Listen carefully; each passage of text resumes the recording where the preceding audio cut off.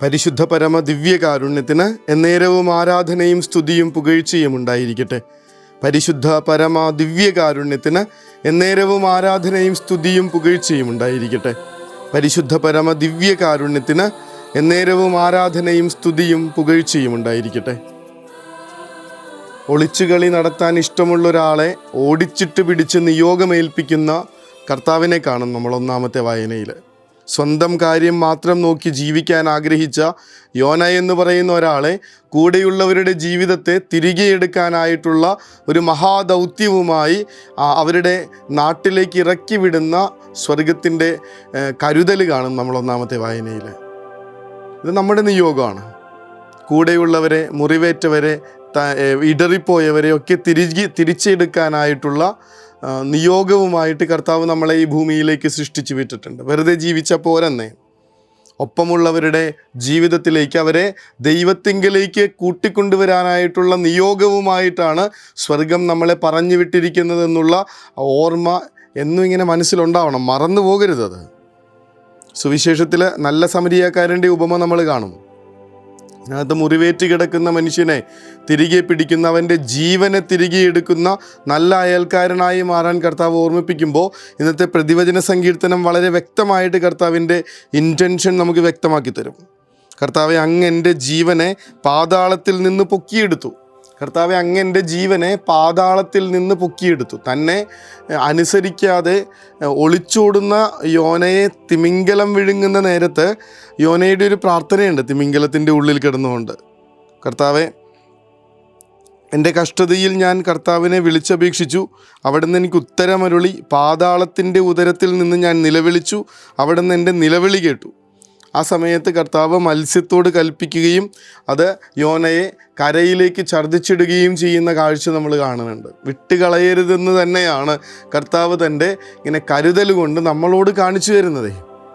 ഒരാളെയും എത്ര അകന്നു പോയവരായിക്കോട്ടെ, എത്ര നമ്മളെ വേദനിപ്പിക്കുന്നവരായിക്കോട്ടെ, എത്രമാത്രം അനുസരിക്കാത്തവരായിക്കോട്ടെ, ഒട്ടും തൻ്റെ ജീവിതത്തെക്കുറിച്ച് ചിന്തയില്ലാത്തവരായിക്കോട്ടെ, മനസ്സിലാക്കാത്തവരായിക്കോട്ടെ, അവരെല്ലാവരെയും തിരിച്ചെടുക്കാൻ, ക്ഷമയോടെ കാത്തിരുന്ന് തിരിച്ചെടുക്കാനായിട്ടുള്ള നിയോഗമുണ്ടെന്ന് വചനം നമ്മളെ ഓർമ്മപ്പെടുത്തി തരുന്നുണ്ട്.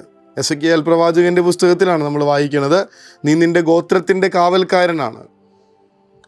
അതിനകത്ത് ആരെങ്കിലും ഒരാളൊരു തെറ്റ് ചെയ്യുകയും അവൻ ആ തെറ്റിൽ തന്നെ മരിക്കുകയും ചെയ്താൽ അവൻ്റെ ജീവനെ നിന്നോട് ഞാൻ കണക്ക് ചോദിക്കും. ഇതാ പറഞ്ഞ, നമ്മളെ ഏൽപ്പിച്ചിരിക്കുന്ന നമ്മുടെ പ്രിയപ്പെട്ടവരുടെ ജീവിതത്തിൻ്റെ ഇടർച്ചകളിൽ നിന്ന് അവരെ തിരികെ എടുക്കാൻ, അവരുടെ മുറിവേറ്റ അനുഭവങ്ങളിൽ നിന്ന് അവർക്ക് സൗഖ്യം കൊടുക്കാൻ, അവരുടെ ഭാരം നിറഞ്ഞ ജീവിതത്തിൽ നിന്ന് അവരെ ഒന്ന് സന്തോഷത്തോടുകൂടെ ഒരു സന്തോഷത്തിലേക്ക് കൂട്ടിക്കൊണ്ടുവരാൻ ഒക്കെയുള്ള നമ്മുടെ നിയോഗങ്ങളെ മറന്നു പോകുന്നത് എന്തുകൊണ്ടാണ്? മദർ തെരേസയോട് ആ പട്ടാളക്കാരൻ ചോദിക്കുന്ന ചോദ്യം, mother what are you doing here? Mother പറയും, sir, I am helping him to find his smile before he dies. ഇയാൾ മരിക്കുന്നതിന് മുൻപ് ഇയാളുടെ കളഞ്ഞുപോയ പുഞ്ചിരികൾ തിരികെ കൊടുക്കാൻ ഞാൻ സഹായിക്കുകയാണ്. ഇത് വെറുതെ ലോകത്തിൻ്റെതായിട്ടുള്ള കുറച്ച് കാര്യങ്ങൾ ചെയ്യണത് കൊണ്ടല്ല ഈ പുഞ്ചിരി തിരിച്ചു കിട്ടണത്. സ്വർഗത്തെ കാണുമ്പോൾ, ക്രിസ്തുവിലേക്ക് എത്തുമ്പോൾ ഒരാളുടെ മുഖം നിറയുന്ന പുഞ്ചിരി, ഉള്ളു നിറയുന്ന യഥാർത്ഥമായിട്ടുള്ള ആഹ്ലാദം, അതിനുള്ള നല്ല ഒരു ഉദാഹരണം നമ്മൾ നടപടി പുസ്തകത്തിൽ കാണും. ഈ മുടന്തനായിട്ടുള്ള മനുഷ്യൻ വളരെ പ്രതീക്ഷയോടുകൂടെ പത്രോസ്ലീഹയെയും കൂട്ടുകാരെയൊക്കെ നോക്കി ഭിക്ഷ യാചിക്കുന്ന നേരത്ത് പത്രോസ്ലീഹ പറയുന്ന കാര്യമുണ്ടല്ലോ, നിനക്ക് തരാൻ എൻ്റെ കയ്യിൽ സ്വർണ്ണോ വെള്ളിയോ ഒന്നുമില്ല, നസ്രായനായ യേശു ക്രിസ്തുവിൻ്റെ നാമത്തിൽ എഴുന്നേറ്റ് നടക്കുക. എനിക്കുള്ളത് ഞാൻ നിനക്ക് തരുന്നു, നസ്രായനായ യേശു ക്രിസ്തുവിൻ്റെ നാമത്തിൽ എഴുന്നേറ്റ് നടക്കുക. ഈ ഒരു കാര്യമാണ് യോനയോട് കർത്താവ് ആവശ്യപ്പെട്ടത്. ഇവരോട് ചെന്ന് അവരുടെ അപരാധങ്ങൾ പറയണം, ദൈവമായ കർത്താവിങ്കിലേക്ക് പിന്തിരിയാനായിട്ട് ആവശ്യപ്പെടണം.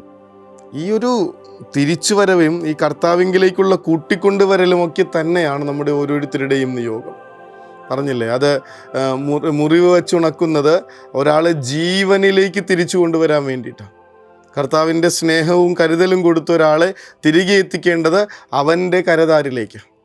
നമ്മൾ എത്രമാത്രം ഇതിനെക്കുറിച്ച് സീരിയസ് ആണെന്നും ബോധേഡാണെന്നും ഒക്കെ ഒന്ന് ആലോചിച്ച് നോക്കണം. എൻ്റെ പ്രിയപ്പെട്ടവരെ ഈ കർത്താവിങ്കിലേക്ക് കൂട്ടിക്കൊണ്ടുവരാനായിട്ട് എന്താ ചെയ്തേക്കണേ? എല്ലാം ചെയ്തു കൊടുക്കുന്ന നേരത്തും, മക്കൾക്ക് വേണ്ടി സകലതും ചെയ്തു കൊടുക്കുന്ന നേരത്തും കഴിഞ്ഞ ദിവസം ഒരു അമ്മ വന്ന് പറയുന്നുണ്ടായിരുന്നു, അപ്പം വന്നപ്പോൾ തുടങ്ങിയ ഒച്ചപ്പാടാണ് വീട്ടിൽ, സിനിമയ്ക്ക് കൊണ്ടുപോകണമെന്ന് പറഞ്ഞിട്ട്, മൂവിക്ക് കൊണ്ടുപോകണം. അവസാനം അപ്പൻ കൊണ്ടുപോകുന്നുണ്ട്. ഈ അപ്പനോട് മക്കൾ ഒരിക്കലും പള്ളിയിൽ കൊണ്ടുപോകണമെന്ന് പറഞ്ഞ് നിർബന്ധം പിടിച്ചത് കണ്ടിട്ടില്ല. ഈ അമ്മ ഒരിക്കലും അപ്പനോട് ഇങ്ങനെ മക്കളെ പള്ളിയിൽ കൊണ്ടുപോകാനായിട്ട് പറയണത് കേട്ടിട്ടില്ല. ഈ അപ്പൻ ഒരിക്കലും മക്കളെ പള്ളിയിൽ കൊണ്ടുപോയതായിട്ടും കേട്ടിട്ടില്ല. നമ്മൾ എന്തുകൊണ്ടാണ് ഇതിനെക്കുറിച്ച്, കർത്താവിങ്കിലേക്ക് നമ്മുടെ പ്രിയപ്പെട്ടവരെ കൊണ്ടുവരുന്നതിനെക്കുറിച്ചുള്ള കാര്യത്തിൽ സീരിയസ് അല്ലാത്തത്? അവർക്ക് വേണ്ടിയിട്ടൊന്ന് പ്രാർത്ഥിച്ചിട്ട് എത്ര കാലമായിട്ടുണ്ടാവും കൂടെയുള്ളവർക്ക് വേണ്ടി? പരിശുദ്ധ കുർബാന സ്വീകരിക്കാതെ ഇങ്ങനെ ആഗ്രഹമുണ്ടായിട്ടും പ്രിയപ്പെട്ടവരാരും അച്ഛന്മാരെ വിളിക്കാത്തത് കൊണ്ട്, പള്ളിയിലേക്ക് കൊണ്ടുപോകാത്തത് കൊണ്ട്, പരിശുദ്ധ കുർബാന സ്വീകരിക്കാൻ പറ്റാത്ത സങ്കടത്തിൽ ജീവിക്കുന്ന എത്രയോ മാതാപിതാക്കൾ നമ്മുടെ ചുറ്റുമുണ്ട്, ഓരോ ഇടവകയിലും.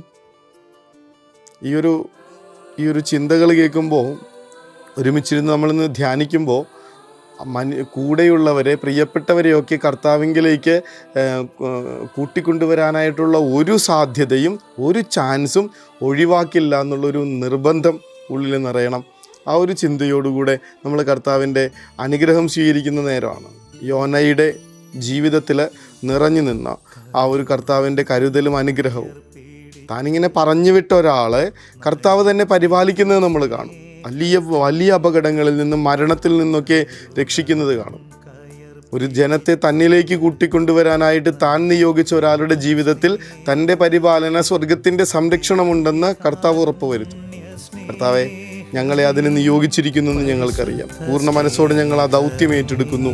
ഇനിയുള്ള കാലങ്ങളിൽ എപ്പോഴും കൂടെയുള്ളവരെയും കണ്ടുമുട്ടുന്നവരെയും കർത്താവിങ്കിലേക്ക് കൂട്ടിക്കൊണ്ടുവരാനായിട്ടുള്ള കൃപയും അതിനുള്ള പരിസരങ്ങളും ഞങ്ങൾക്കായി ഒരുക്കി ഞങ്ങൾക്ക് ആശീർവാദം തരണേ എന്ന് പ്രാർത്ഥിച്ചുകൊണ്ട്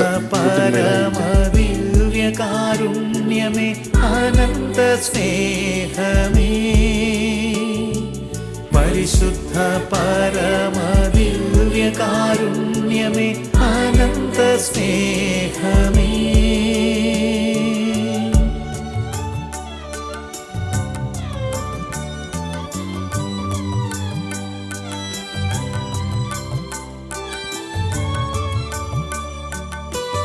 പരിശുദ്ധ പരമ ദിവ്യകാരുണ്യത്തിന് എന്നേരവും ആരാധനയും സ്തുതിയും പുകഴ്ചയും ഉണ്ടായിരിക്കട്ടെ. പരിശുദ്ധ പരമ ദിവ്യകാരുണ്യത്തിന് എന്നേരവും ആരാധനയും സ്തുതിയും പുകഴ്ചയും ഉണ്ടായിരിക്കട്ടെ. പരിശുദ്ധ പരമ ദിവ്യകാരുണ്യത്തിന് എന്നേരവും ആരാധനയും സ്തുതിയും പുകഴ്ചയും ഉണ്ടായിരിക്കട്ടെ. നമ്മൾ ചെന്നെത്താത്തിടത്തോളം കാലം ആരൊക്കെയോ ഇങ്ങനെ മുറിവേറ്റ് കിടക്കുന്നുണ്ടാവും. തിരിച്ചെഴുന്നേൽക്കാൻ പറ്റാത്ത വിധത്തിൽ, പാപത്തിൻ്റെ ബന്ധനത്തിൽ, പഴയകാല ഭൂതകാലത്തിൻ്റെ മുറിപ്പെടുത്തുന്ന ഓർമ്മകളിൽ ഒക്കെ തളച്ചിടപ്പെട്ട ജീവിതവുമായി നമ്മുടെ കൂടെ ആരെങ്കിലും ജീവിക്കുന്നുണ്ടെങ്കിൽ ആ വാണിങ് ഒന്നുകൂടി ഓർക്കണം. നീ നിൻ്റെ ഗോത്രത്തിൻ്റെ കാവൽക്കാരൻ. അവരിൽ ഒരാൾ തെറ്റ് ചെയ്യുകയും അതേ തെറ്റിൽ തന്നെ മരിക്കുകയും ചെയ്താൽ അവൻ്റെ ജീവന് നിന്നോട് ഞാൻ കണക്ക് ചോദിക്കും. അങ്ങനെ ആരെങ്കിലും തോന്നുന്നുണ്ടെങ്കിൽ ഇന്ന് അവരെ വിളിച്ച് സംസാരിച്ചിട്ട് വേണം കർത്താവിങ്കിലേക്ക് കൂട്ടിക്കൊണ്ടുവരാനായിട്ടുള്ള ആദ്യ സ്റ്റെപ്പ് വെച്ചിട്ട് വേണം ഉറക്കത്തിലേക്ക് പോകാൻ.